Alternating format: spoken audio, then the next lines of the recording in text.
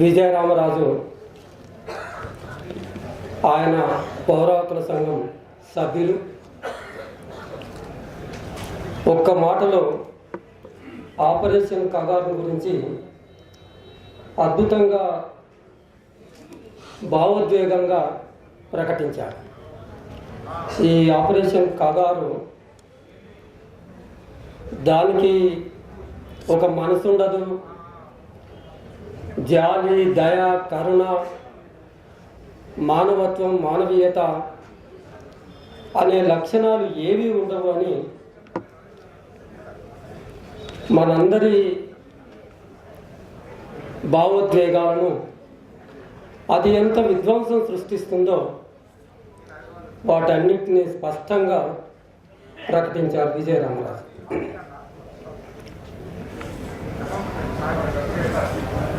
మిత్రులారా, ఆపరేషన్ కగార్ మొదలై దాదాపుగా 2 సంవత్సరాలు గడుస్తుంది. ఈ 2 సంవత్సరాలలో మనం దానికి ధీటుగా దాన్ని వ్యతిరేకిస్తూనే ఉన్నాం. దాని ద్వారా ఇతరత్ర అనేక సభలు, సమావేశాలు, రౌండ్ టేబుల్ సమావేశాలు నిర్వహించి ఉన్నాం. ఆ ఆదివాసీ హక్కుల సంఘీభావ పోరాట వేదిక అన్ని జిల్లాలలో నిర్మాణాలు ఏర్పాటు చేసుకొని గ్రామాన క్షేత్రస్థాయిలో కూడా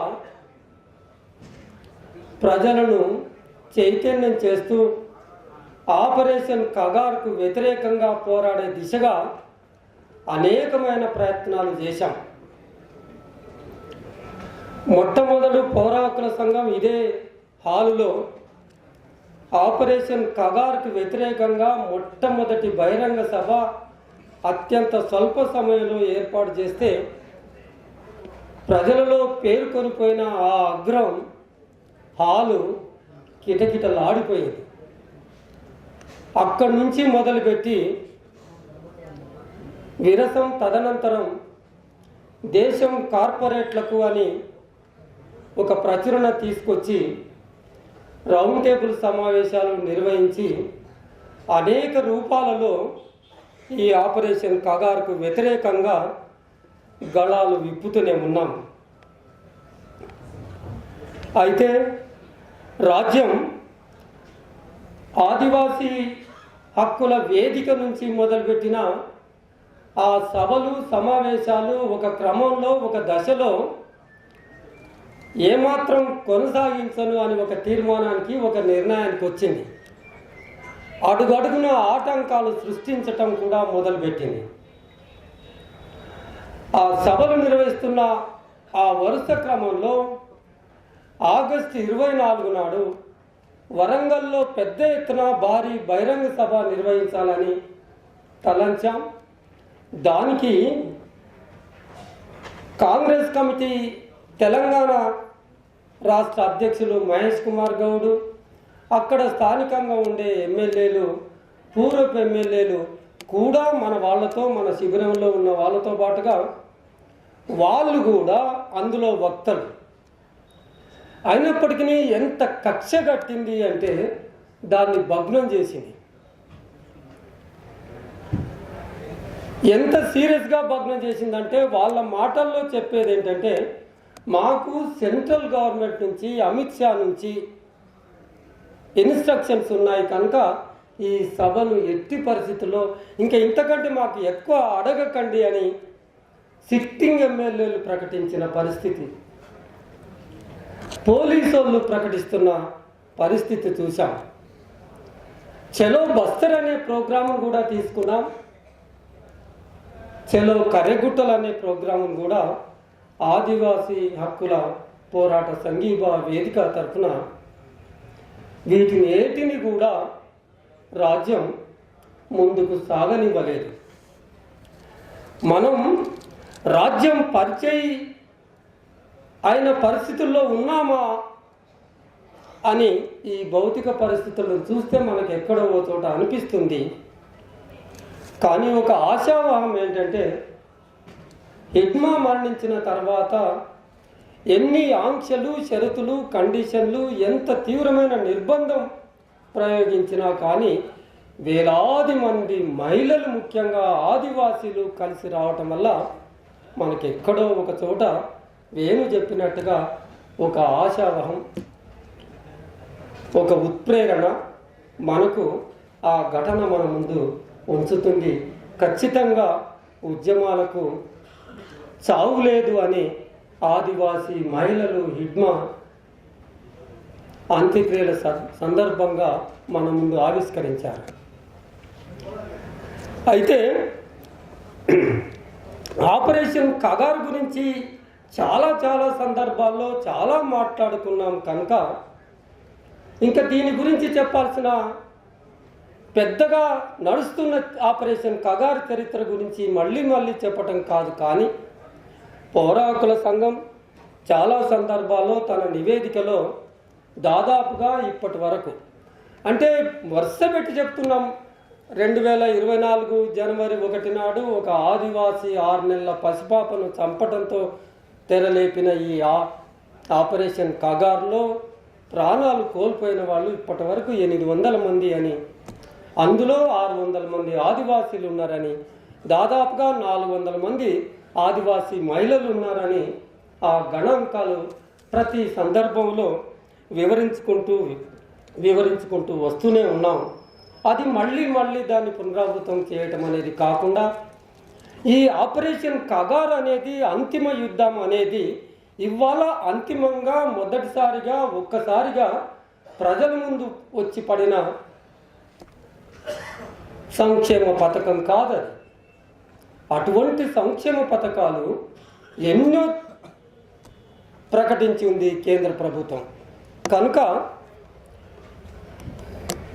ఆపరేషన్ కగార్ కంటే ముందు చరిత్ర, ఆ తర్వాత మన ముందు అమరుడైన హిడ్మా ఆదివాసీ యువకుడు, ఆయన జీవన క్రమం, విశేషాలు ఎంత స్ఫూర్తిదాయకంగా ఉంటాయో వీటిని మాట్లాడితే బాగుంటుంది అని ఒక ఆలోచన.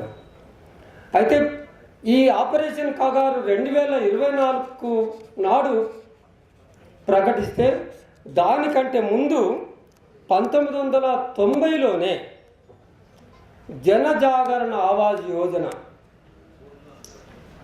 అనే ఒక పథకాన్ని ప్రవేశపెట్టారు.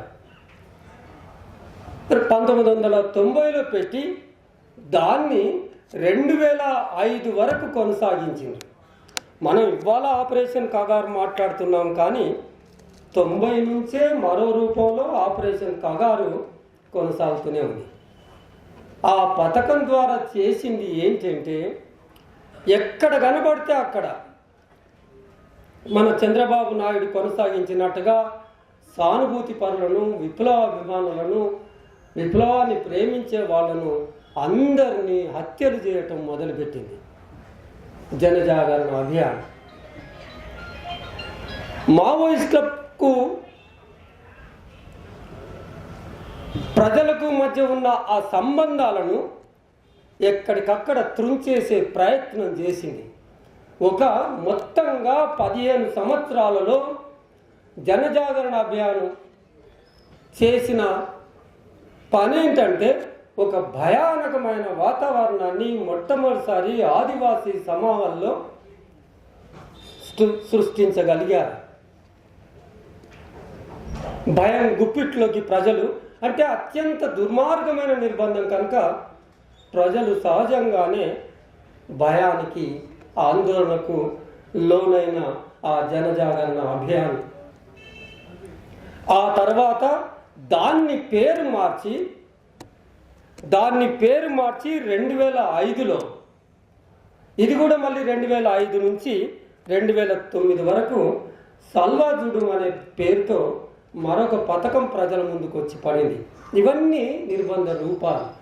సల్వాజుడంలో దాన్ని విస్తృతం చేశారు, మరింత క్రూరం చేశారు, మరింత భయంకరమైన దాడులు మొదలుపెట్టారు, ఉధృతం చేశారు దాడులు.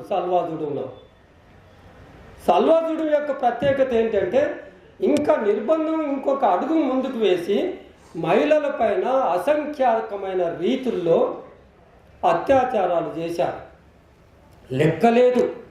పౌర హక్కుల సంఘం చెప్తుంది 800 మంది, 600 మంది, 400 మంది. ఆ గణాంకాలకు అందని సంఖ్య ఏంటంటే ఎవరు లెక్కిస్తారు, ఎవరు చెప్పుకుంటారు? ఒక మహిళ తన పిల్లలకి పండ్లు పలహారాలు జీవితమంతా అడవి మీద ఆధారపడి ఉంటుంది కదా. ఆమె అడవికి పోతే అక్కడ అడవిలోనే ఆకుపచ్చ అంగీలు వేసుకున్న పోలీసులు, బటాలియన్స్ అక్కడ వాళ్ళ ప్రజెన్స్లో ఒంటరిగా దొరికిన మహిళలను ఏం చేస్తారో మన అంచనాకు అందరిది కాదు. అందులో ప్రత్యేకించి మరొక లక్షణం ఏంటంటే సల్వాజుడంలో ఎస్పీఓస్ను అపాయింట్ చేసుకున్నారు, స్పెషల్ పోలీసు ఆఫీసర్స్ను అపాయింట్ చేసుకున్నారు. వాళ్ళు అనేకమైన ఈ రీతిలో అనేక సంఖ్యలో గృహదానాలు చేశారు, లెక్కకు మించిన మహిళలపైన అత్యాచారాలు చేశారు, ఎక్కడికక్కడ మారణహోమం చేశారు. ఇవాళ మనం అనుకుంటున్నాం ఈ ఆపరేషన్ కగారులో ఇంత జరుగుతుంది అని. కాదు, ఇది ఎప్పటి నుంచో ఈ ఆపరేషన్ కగారు కొనసాగుతూనే ఉంది వేరే వేరే రూపాల్లో. అయితే ఆ ఎస్పీఓలు వాళ్ళు చేస్తున్న దమనకాండ ఏదైతే ఉందో అది రాజ్యాంగ వ్యతిరేకమని ప్రొఫెసర్ నందిని సుందర్ సుప్రీంకోర్టులో కేసు వేస్తే మన జస్టిస్ సుదర్శన్ రెడ్డి దాన్ని సల్వాజుడం రాజ్యాంగ వ్యతిరేకమని కొట్టివేసి తీర్మానం చెప్పి చరిత్రలో మిగిలిపోయింది. అటు తర్వాత ఊరుకుంటుందా? మరి అంతటితో స్టేటు అక్కడ ఉన్న సల్వాజుడంలో ఉన్న ఆ ఎస్పీఓసే ఇవాళ డిఆర్జీ పేరు మీద ఆపరేషన్ కగారులో కొనసాగుతున్న అంశం మనందరికీ తెలుసు. దాని తర్వాత అది 2009లో మరి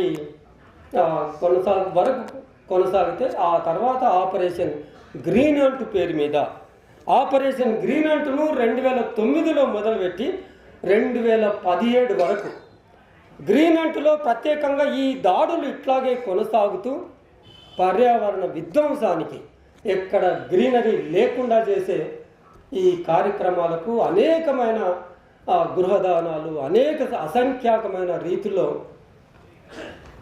చేశారు. ఈ సల్వాజుడం కానీ ఆపరేషన్ గ్రీన్ అంట్ కానీ ముఖ్యంగా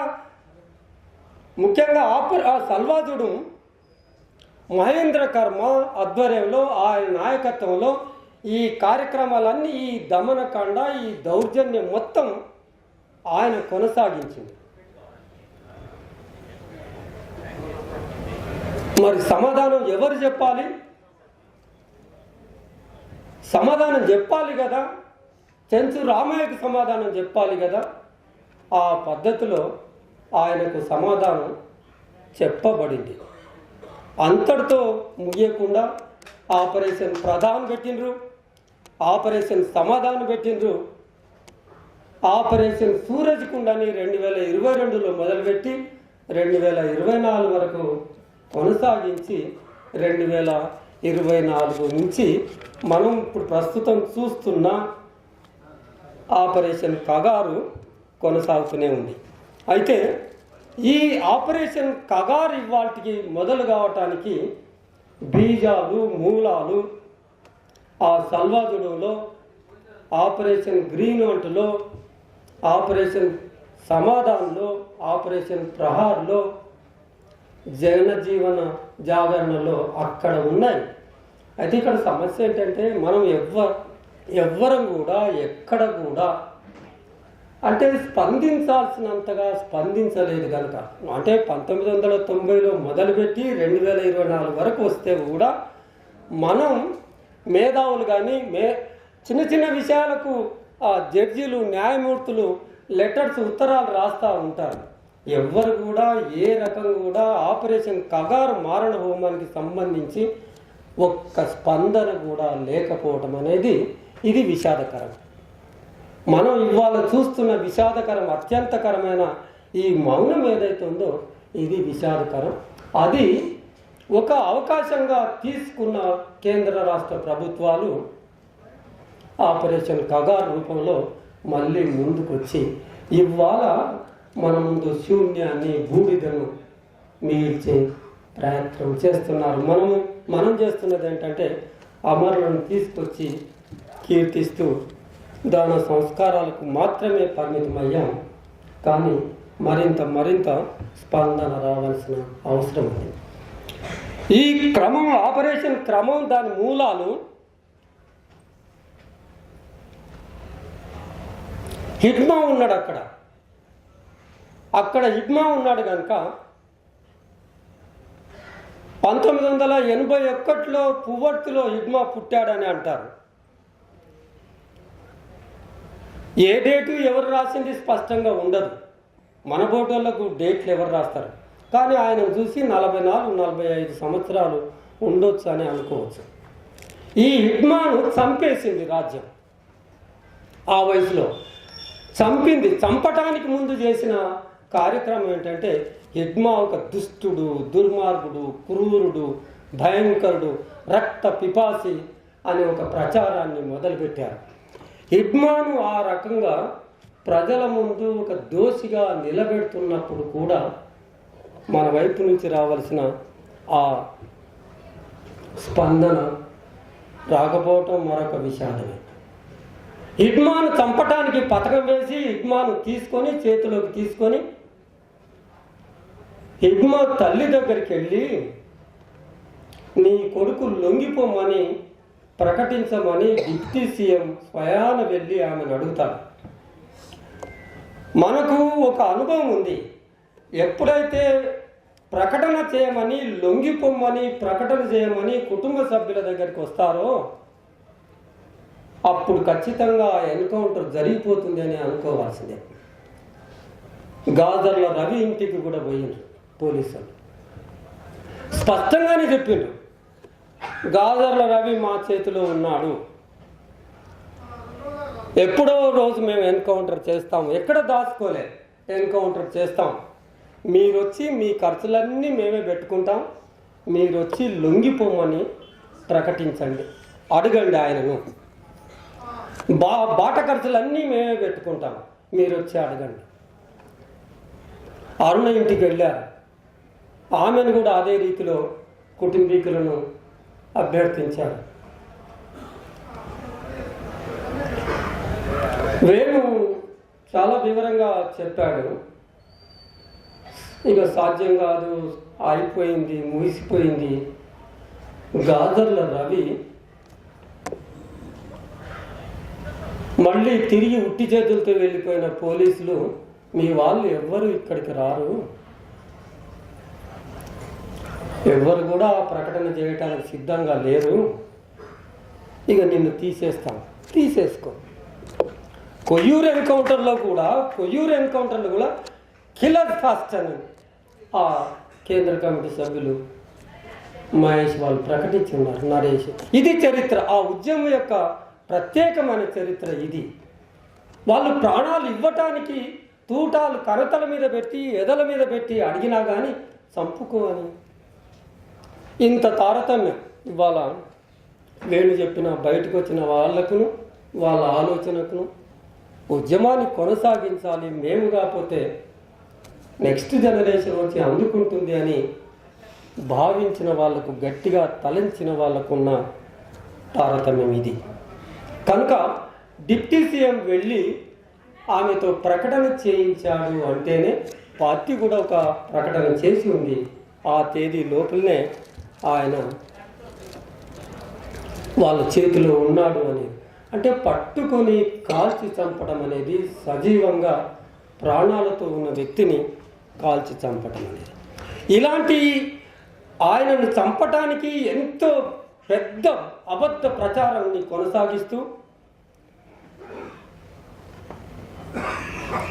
అదే లెక్కలకు రాని అంశాలు అంతర్గతంగా, అంటే ఆపరేషన్ కాగారంటే కేవలం హత్యల రూపంలో ఆ గణాంకాలను చూడటం ఒక్కటే కాదు, ఇంకా ఏమేమి వక్ర మార్గాలకు రాజ్యం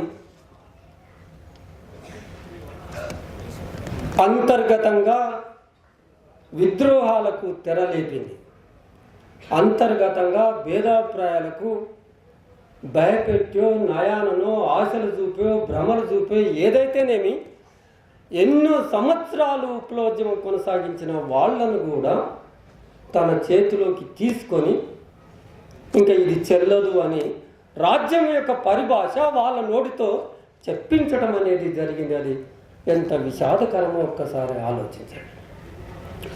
ఇంకా అవకాశం లేదని, విప్లవోద్యమం ముగిసిందని, ఈ కాలం దానికి పరిసమాప్తి అవుతుందని, విప్లవోద్యమం సాయుధ పోరాటం ఇంకా చెల్లదని, దానికి ఉనికి లేదని ఇటువంటి ప్రయత్నాలు కూడా చేయటమే కాకుండా అంతర్గతంగా అంటే మనం పౌరాకుల సంఘం చెప్పని స్టాటిస్టిక్స్ ఎంతమంది ఇన్ఫార్మర్స్ను తయారు చేసుకున్నది స్టేటు అంటే చంపొచ్చు, భౌతికంగా నిర్మూలించవచ్చు, నిర్మూలించిన తర్వాత అయిపోయింది అని చెప్పించవచ్చు, చెప్పవచ్చు. కానీ మనం విశ్లేషించాల్సింది ఏంటంటే డైరెక్ట్గా నీవు చెప్తున్న ఎదురు కాల్పులు, ఎన్కౌంటర్సు డైరెక్ట్గా హోరాహోరీ ఎదురుపడి జరుపుకున్న కొద్దే ఉంటాయి కానీ జరిపిన కాల్పులు ఉన్నాయి. అవి కూడా నీవు ఏర్పాటు చేసుకున్న అంటే బహుముఖ మార్గాల్లో విప్లవోద్యమాన్ని అణచటానికి చేసిన ప్రయత్నాలు కోవర్టులను తయారు చేసుకున్నారు. ఆ సంస్థలో పనిచేస్తున్న ఎన్నో సంవత్సరాలుగా పనిచేస్తున్న వాళ్ళను ఎక్కడెక్కడ ఎవరెవరు కూర్చుంటారు, ఏ డేరాలో ఎవరెవరు కూర్చుంటారు, ఎవరెవరు ఎక్కడెక్కడ కదులుతున్నారు, వాళ్ళ కదలికలు ఏంటి అని ఫోటోలతో పంపించేటట్టుగా ఒక ఏర్పాట్లు చేసుకొని ఎవరైతే ఆ ఆదివాసీ గూడాలలో అనైతికతకు పాల్పడి, దుర్మార్గాలకు పాల్పడి, రౌడీజం చెలాయించి, ఆధిపత్యాన్ని చెలాయించి దారి తప్పిన యువకులు ఎవరైతే ఉన్నారో వాళ్ళను చేరదీసింది. రెండోది, ఎవరైతే ఉద్యమాలు చేసి వచ్చారో ఏవో కారణాల చేత, ఏదో అసంతృప్త చేత ఎవరైతే బయటకు వచ్చారో వాళ్ళను చేరదీసి మేము ఫ్యాక్ట్ ఫైండింగ్ పోయినప్పుడు సల్వాజుడులో పనిచేసిన అదే ఎస్పీఓలు మాకు కలిసి మాకు రిప్రజెంటేషన్ ఇచ్చారు. సార్ మా బతుకులేంటి, మమ్మల్ని తీసేసిండ్రు, మేము ఎట్లా బతకాలి, బతుకు తెరువు లేదు కనుక డిఆర్జీలు అని చెప్పి అందులో వాళ్ళనే సల్వాజుడులో పనిచేసిన ఆ యువకులనే డిఆర్జీలుగా రిక్రూట్ చేసుకొని వాళ్ళ మీదనే ఈ పోరాటం అంతా వాళ్ళ కన్నును వాళ్ళ ఏలుతోటి పొడిపిచ్చే మనకు లెక్కలకు రాని అదృశ్యమైన పనులకు పూనుకున్నది ఈ క్రూరమైన రాజ్యం.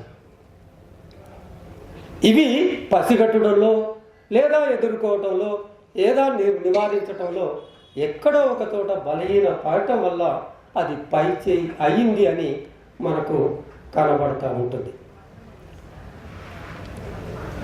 హిడ్మా ఎక్కడో చిన్న ఆ దక్షిణ బస్తర్లో, తెలంగాణకు దగ్గరగా ఉన్న దక్షిణ బస్తర్లో సుక్మా జిల్లాలో పువ్వర్తి అనే గ్రామంలో అదే 81లో జన్మించాడని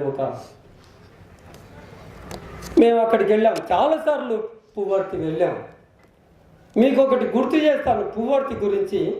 2013లో కేకేడబ్ల్యూ అని కరీంనగర్, ఖమ్మం, వరంగల్ డివిజనల్ కమిటీ ఒక 16 మంది దళంతో అక్కడ మకాం వేసి ఉంటే 2013 ఏప్రిల్ 14 నాడు అనుకుంటాం ఆ దళాన్ని సమాచారం తీసుకొని దాన్ని మొత్తం యువాకారంలో చుట్టుముట్టి కాల్పులు జరిపితే 9 మంది దళ సభ్యులు డివిజనల్ కమిటీ సెక్రటరీ సుధాకర్తో పాటుగా అక్కడే చనిపోతారు. ఆ బలగాలను తీసుకెళ్ళటానికి ఆపరేషన్ కంప్లీట్ అయింది, తప్పించుకోగలిగే వాళ్ళు తప్పించుకున్నారు. ఆ బలగాలను తీసుకెళ్ళటానికి 3 హెలికాప్టర్లు దిగుతాయి. అక్కడ ఆ గ్రామానికి ఆనుకొని ఒక చెరువు ఉంటుంది, ఆ చెరువు మైదానంగా ఉంటుంది, నీళ్ళు అయిపోయినాయి కనుక 3 హెలికాప్టర్లు వస్తే 2 హెలికాప్టర్లు నింపుకొని 2 హెలికాప్టర్లు ఎగిరిపోయినాయి. 3వ హెలికాప్టర్లో ఎక్కబోతుండగా ఒక 5గురు మిగిలి ఉంటారు. ఇది తప్పించుకున్న ఉద్యమకారులు గమనించి కాల్పులు జరిపితే ఒక్క సిఆర్పిఎఫ్ సిఐ అక్కడ చనిపోతాడు. అక్కడే అది పువ్వర్తి గ్రామం. చనిపోతే ఈ 5గురిని వదిలేసి, చనిపోయిన ఆయన ఒకరు ఇంకొక 4గురిని 5గురిని వదిలేసి ఆ హెలికాప్టర్ కూడా ఎగిరిపోతుంది. చూడండి, మనుషుల విజయరామరాజు చెప్పండి, మానవీయత ఉండదు, కరుణ ఉండదు, దయ మన మీదనే కాదు వాళ్ళ మీద వాళ్ళకు కూడా ఆ దయ కరుణ వాళ్ళ చిప్పలకు వాళ్ళని వదిలేసి హెలికాప్టర్ వేసుకొని వెళ్ళిపోయింది. ఇక మీ ఆ 4గురు నువ్వు వెంటాడితే వాళ్ళు అడవిలో పడి తప్పించుకోవటం, ఈ శవాన్ని తీసుకుపోవటానికి వారం రోజులు పట్టింది రాజ్యానికి. అది కూడా ఉద్దేశపూర్వకంగా శవాన్ని తరలించలేదు, ఎవ్వరూ దాన్ని ఆపే పరిస్థితి లేదు. కానీ ఆ శవాన్ని తరలించలేదు. ఎందుకు అంటే ఎంత ప్రచారం చేసింది.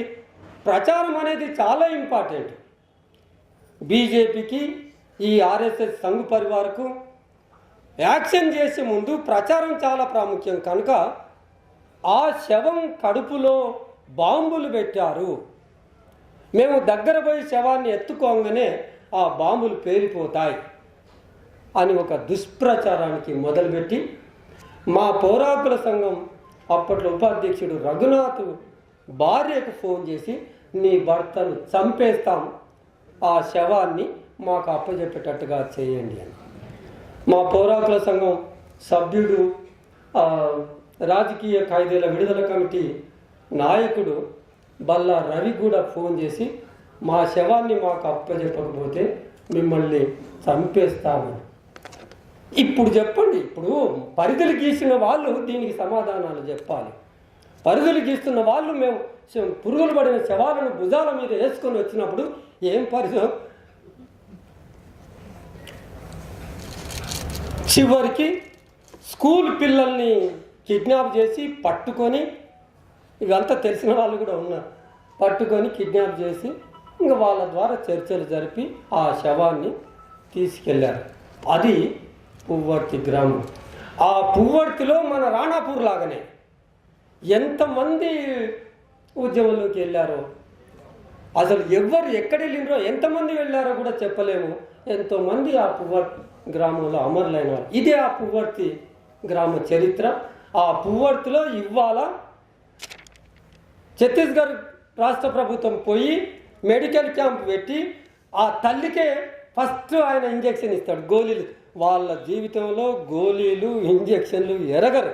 ఆమెకు బలంతాన మన హిడ్మా తల్లికి 3 సంవత్సరాల క్రితం మెడికల్ క్యాంప్ పెట్టి ఆమెకు గోళీలు మింగిస్తారు. అవహేళన చేయటం తప్ప ఆదివాసీలను, పేద ప్రజలను. ఇప్పుడు అక్కడ ఒక క్యాంపు వెలిసి ఉన్నది. ఇప్పుడు మనం పువ్వర్తి గ్రామానికి వెళ్ళలేని స్థితి, అక్కడ క్యాంపు వెలిసి ఉన్నది. హిడ్మా శవాన్ని కూడా ఆడుకుంటున్నారు. ఇక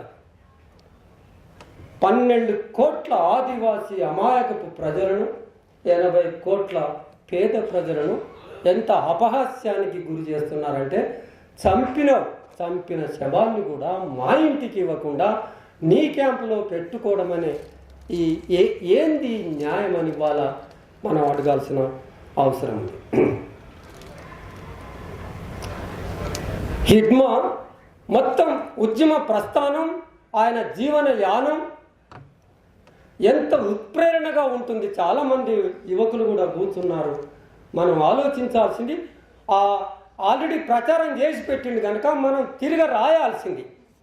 హిడ్మా చరిత్రను గ్రామంలో ఇలాంటి సభలు, సమావేశాలు, రౌండ్ టేబుల్ కార్యక్రమాలు నిర్వహిస్తూ పలు రకాల రూపాలలో హిడ్మా చరిత్రను మనం తిరిగి రాయాల్సిన అవసరం ఉంది. ఆయన నవ యువకుడిగా ఉన్నప్పుడే 16-17 సంవత్సరంలో ఉద్యమంలో పోయిండు అని అంటారు.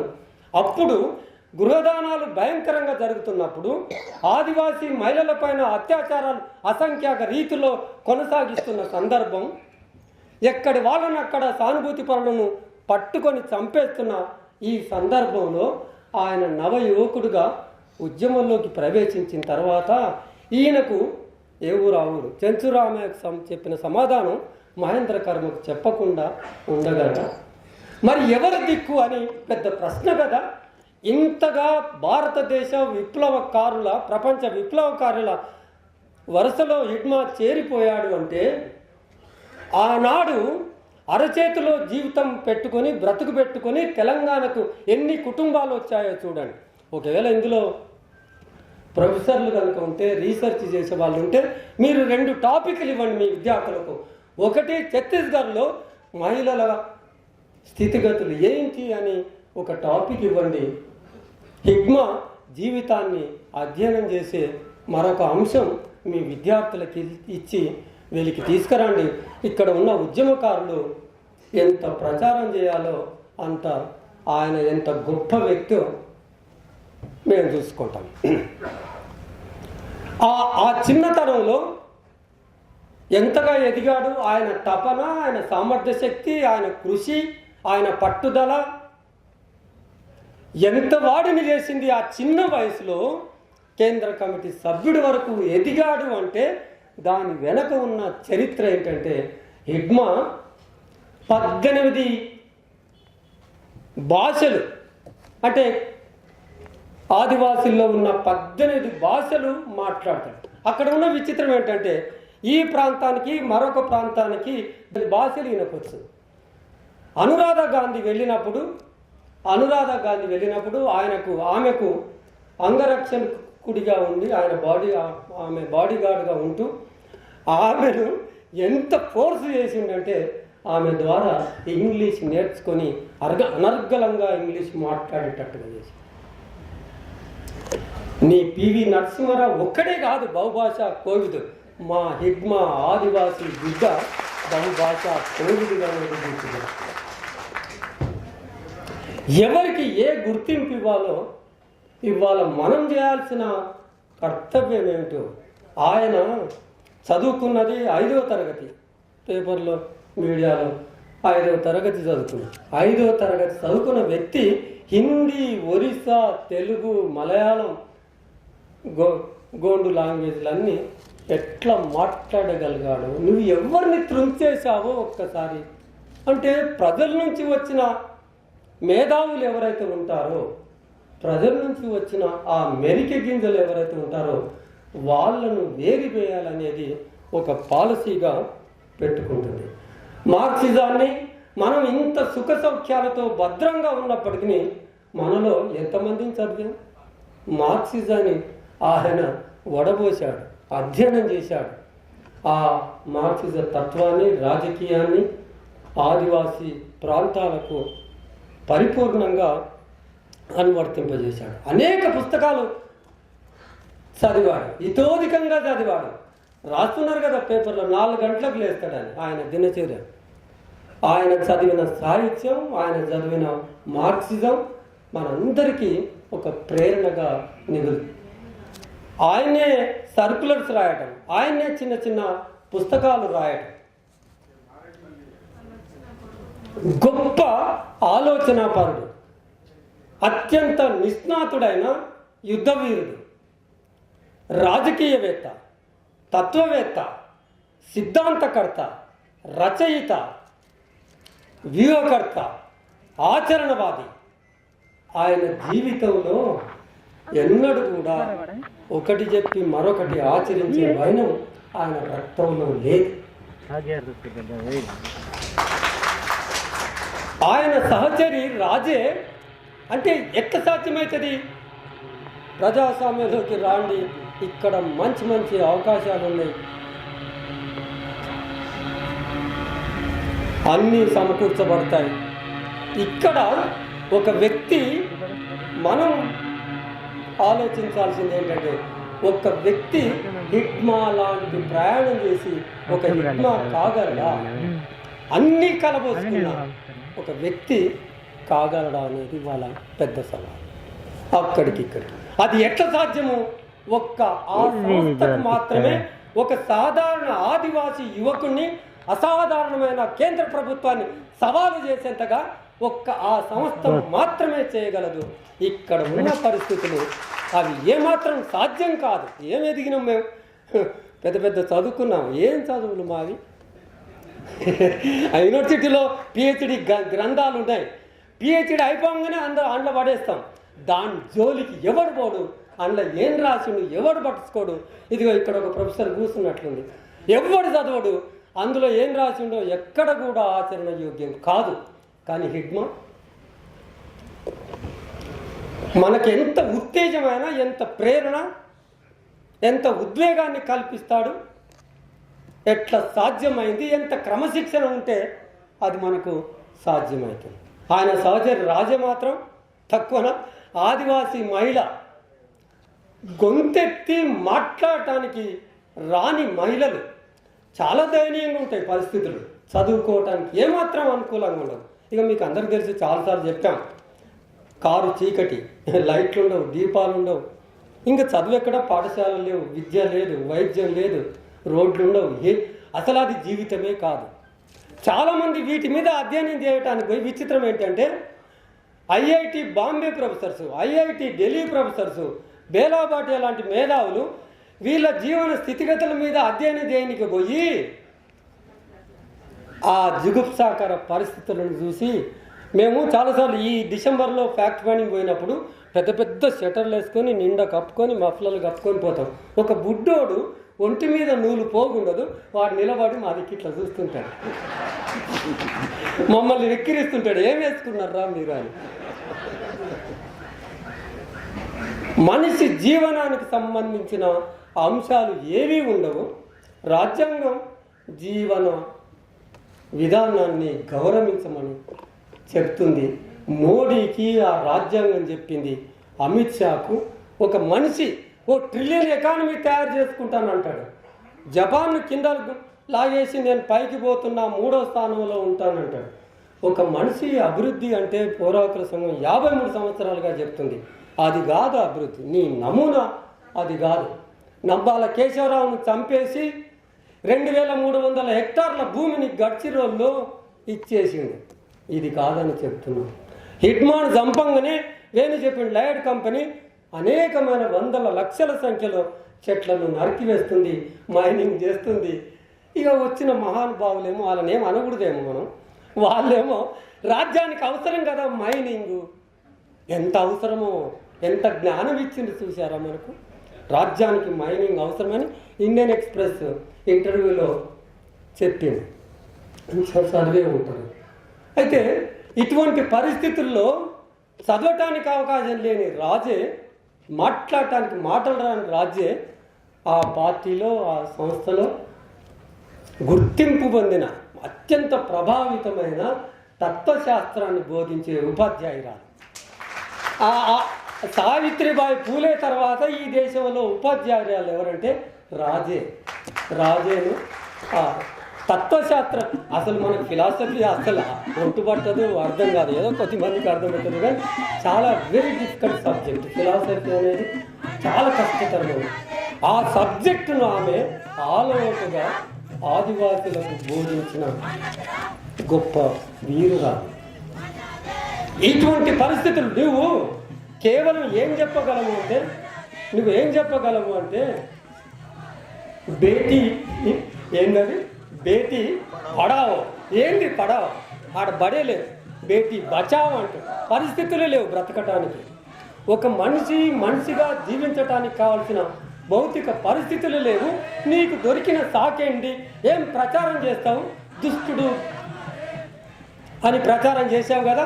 అదే పద్ధతిలో అభివృద్ధికి మేము ఎందుకు చేయలేదు, నీ బొంద మేము ఎందుకు అభివృద్ధి చేయలేదు అంటే మావోయిస్టులు, నక్సలైట్లు ఆటంకం అని చెప్పుకునే, ఇంకా అంతకుమించి నువ్వేం చేస్తావు.